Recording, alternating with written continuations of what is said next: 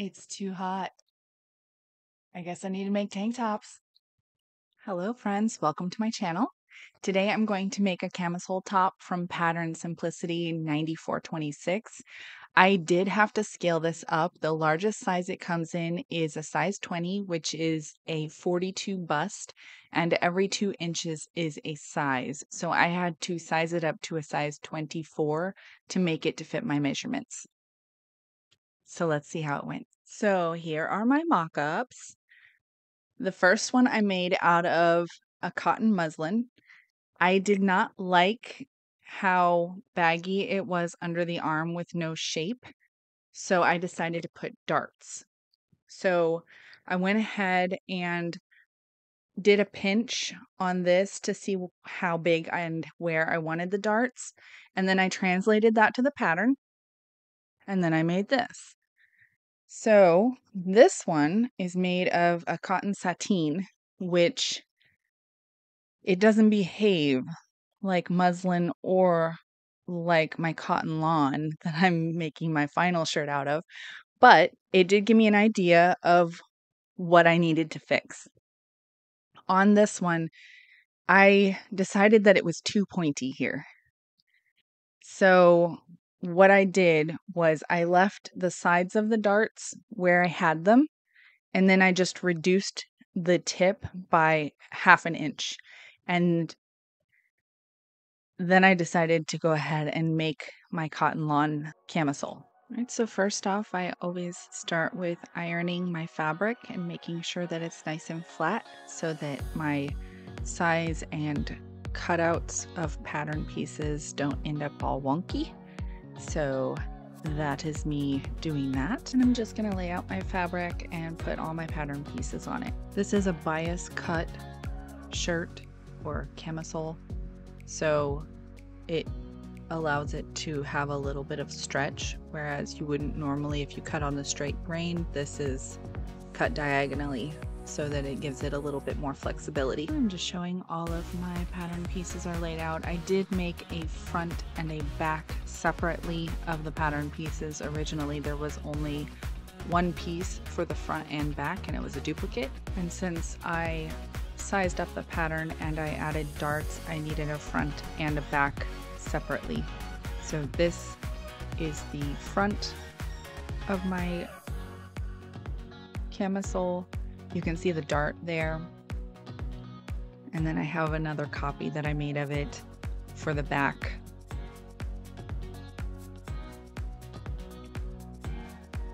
And I put all the pieces on the fabric at the same time so that I knew I would have enough space to cut them on the bias. For starting the pattern, you start with the straps according to the directions, and you just stitch them in half and then turn them inside out.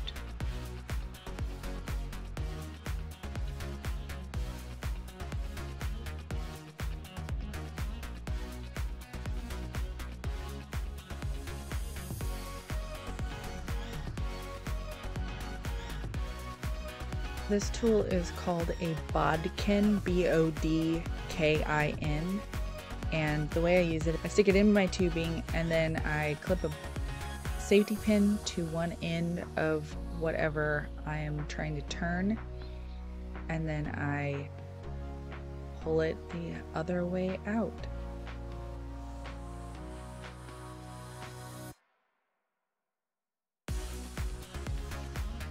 You just hold on to the outside of the casing or whatever you're trying to flip. It should slide pretty easily through, and that will pull it through instead of trying to work a safety pin through like I used to do all the time. It's a lot faster. Then I folded over and finished the bottom edge of the facing.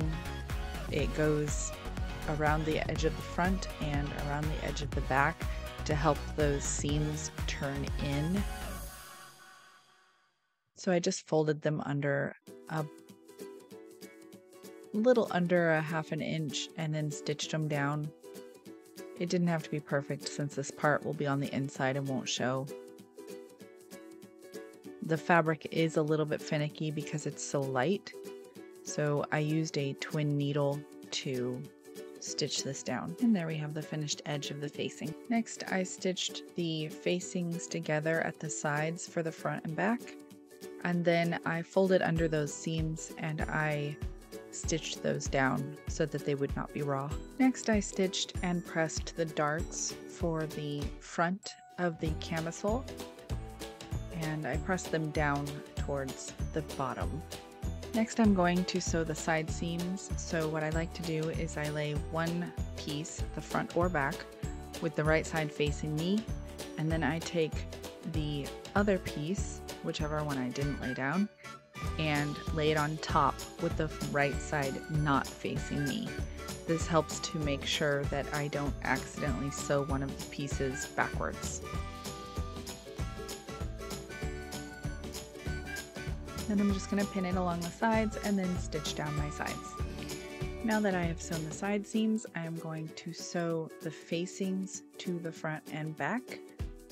So I took those and I pinned them to the front and back, and then I made sure that my straps were placed between the outer pieces and the facings, so that when I flip it right side out, my shoulder straps are in the right position. And I'm just going to stitch all the way around that, and I'm nearly done. Now that I've done all that, I'm going to clip around the edges so that it will turn out nicely. And then I will flip it to the right side and iron. So there I am pressing the facing under so that it is inside the shirt. Once I'm done with that, all I did was fold over the hem and stitch it. And here we go.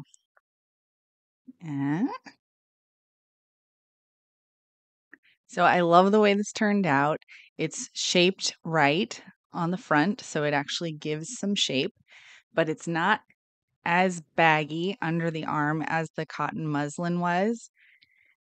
And it's nice and breezy. It is a thin material. I love cotton lawn for summer. It is flowy and airy, and if you want something light, it's the way to go. So, what do you think? Did you like it? Well, that's my video for this week. So I hope you liked it. I hope you got a little inspired to make your own stuff.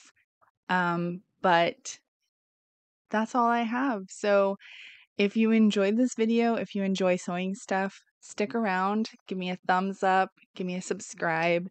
I put videos out nearly every Friday. And next week I have the same material, but I'm going to be making some shorts from a 1930s reproduction underwear pattern. See you later. Have a wonderful day.